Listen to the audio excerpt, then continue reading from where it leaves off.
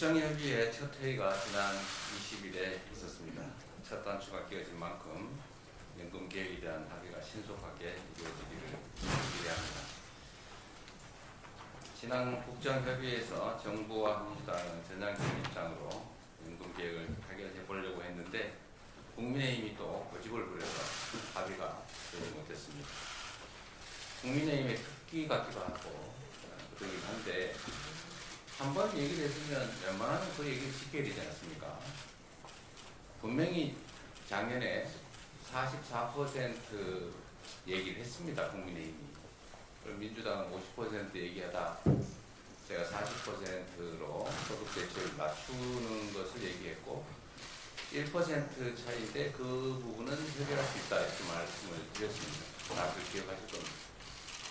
그런데 권영세 비대위원장께서 갑자기 42%를 들고 나왔어요. 하지 말자는 거죠. 이런 식으로 정치하면 되겠습니까? 더군다나 야당도 아니고 집권 여당 아닙니까? 이런 식으로 사실상 연금개혁 안 하려고 하면서 겉으로만 하는 척 이런 거 하면 안 됩니다. 그 야당도 그런 짓 하지 않습니다. 여당이 산당이 돼서 그런지 모르겠는데 그러면 되겠어요. 여러 차례 말씀드렸지만 저출생 고령화 위기를 헤쳐나가기 위해서 국민연금 제도 개편은 반드시 해내야 됩니다. 최대한 빨리 처리하기를 기대합니다. 자꾸 요새는 제가 웬만하면 이런 얘기 안 하려고 하는데 자꾸 국민의힘 태도를 지적하지 않을 수가 없어요. 한 김에 한 번 더 하겠습니다. 이 상속세 개편에 대해서 또 말이 많습니다. 2024년 정기회에서 상속세를 개정 논의할 때 정부가 이렇게 최고 세율을 인하하자. 즉 최고 세율 구간을 지금 50%인데 40%로 10%포인트 낮추자 이렇게 얘기했습니다. 그리고 최대 주주 보유 주식 할증 평가를 개시하자 이런 주장을 했어요. 이 두 가지 주장밖에 안 했습니다. 최고 세율을 내려주는 것, 또 최대 주주의 경영권 프리미엄에 대해서 할증 평가를 하는 것을 폐지하자. 그 폐지하면 득보는 사람 누굽니까? 우리 서민들이 득보입니까? 우리 국민 중에 최대 주주 돼서 경영권 프리미엄 누리는 사람 몇 사람 됩니까? 그리고 최고 세율 얘기하는데 50%를 내는 최고 세율은 시가로 따지면 한 60억쯤 됩니다. 60억. 기초공제하고 뭐 이런 공제하고 60억 넘는 사람 얼마나 돼요? 그게 서민입니까? 지금 민주당은 기초공제 또 일괄공제를 좀 줄이자, 참 늘리자 그런 겁니다. 28년 전에 5억 해서 합산 10억 아니었습니까? 28년 전에 개발도상국 시절입니다. 근데 지금 그 사이에 집값이 몇 배 올랐어요. 근데 기초공제, 일괄공제 똑같습니다. 그래 어떤 일이 벌어지냐면 부모나 배우자가 이제 사망을 했어요. 세상을 떠났습니다. 그런데 그 부모나 배우자와 함께 살던 집을 상속세를 내기 위해서 떠나야 되는 상황이 지금 발생하고 있어요. 세금을 상속세를 내려니까 집을 팔아야 돼요. 그게 무슨 짓입니까? 비인도적이지 않나요? 이런 걸 좀 고치자고. 28년 전 기준을 좀 조금만 올리자. 집값은 몇 배 올랐는데 기초공제를 한 2배 정도 이내로 올리자. 그런 얘기 아닙니까? 18억 정도 되는 집은 과세표준 기준으로 18억 정도 되면 세금 없이 상속돼서 그 집에 계속 살게 해주자. 합리적이지 않나요? 근데 여기에 왜 딴지를 겁니까? 국민의힘이 딴지를 걸면서 그 얘기 하잖아요, 지금. 최고세율 인하 안 하면 이것도 뭐 동의 못 하겠다. 그런 거 아닌가요? 우리 정책위원장님. 네. 그죠?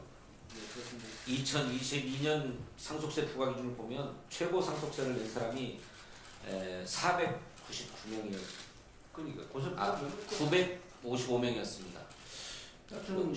평균 재산 420. 그 몇몇 사람들 때문에 10% 포인트 깎아주자고 그럼 1,000억 상속받는 사람 100억 세금 더 깎아주는데 그거 안 해주면 그 기초공제, 일괄공제 못 올려주겠다는 거예요.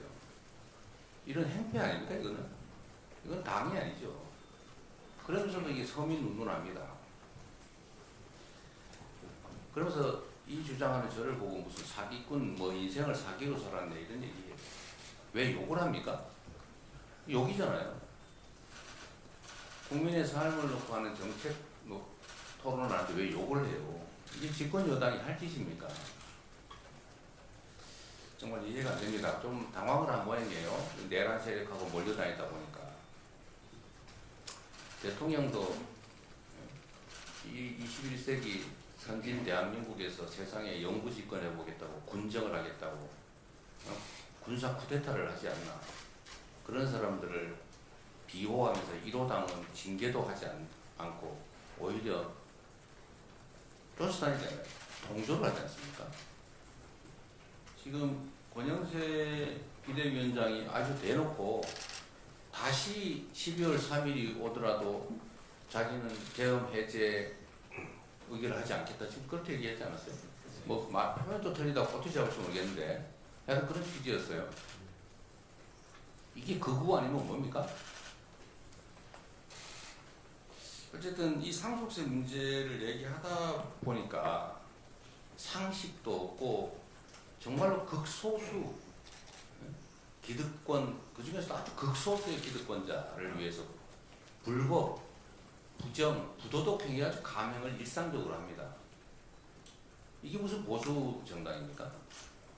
이건 보수가 아니죠. 보수는 합리적인 가치와 질서를 지키는 걸 보수라고 해요.